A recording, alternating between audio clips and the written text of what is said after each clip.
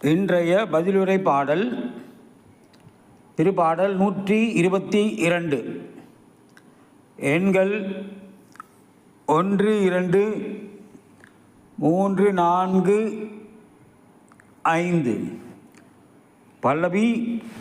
அகமகிழ்வோடன் ஆண்டவரது இல்லத்திற்கு போவோம்.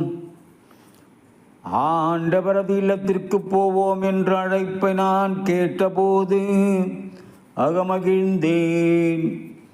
எருசலேமே, இதோ நாங்கள் அடியெடுத்து வைத்து உன் வாயில்களில் நிற்கின்றோம். பல்லவி. அகமகிழ்வுடன் ஆண்டவரது இல்லத்திற்கு போவோம். எருசலேம் செம்மையாக ஒன்றிணைத்து கட்டப்பட்ட நகராகும். ஆண்டவரின் திருக்குலத்தாராங்கே செல்கின்றனர். பல்லவி. அகமகிழ்வுடன் ஆண்டவரது இல்லத்திற்கு போவோம்.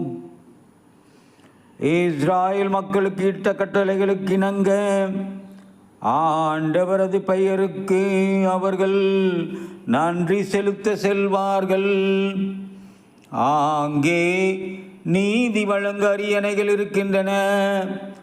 அவை தாவீது வீட்டாரின் அரியணைகள். பல்லவி. அகமகிழ்வுடன் ஆண்டவரது